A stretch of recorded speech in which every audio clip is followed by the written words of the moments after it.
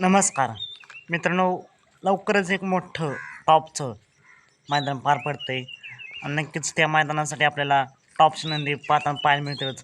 या मैदानात बैलगाडी क्षेत्रातील देव विक्रमादित्य बाकासूर पाहताना दिसेल का नाही हे आपण पाहणारच आहोत. चला तर मग करूया व्हिडिओला सुरुवात.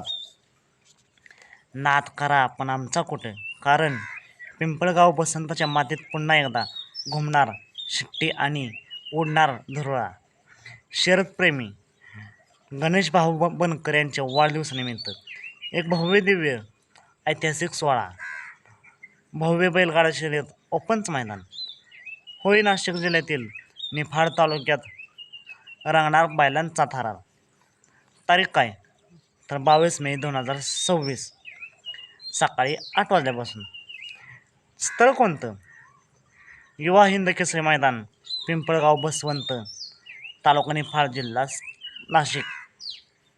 प्रवेश फी किती असेल तर 1555. बक्षिसांचा पाऊस असणार या मैदानात. फायनल, क्वार्टर फायनल आणि मेगा फायनल विजेत्यांवर होणार लाखांच्या बक्षिसांचे उधळण. तसेच प्रत्येक गट पास होणाऱ्याच मिळणार आकर्षक सन्मान. संपूर्ण शर्यतीचं लाईव्ह कोणत्या चॅनलवर तर थेट प्रक्षेपण पाहायला मिळेल P3 लाईव्हवर.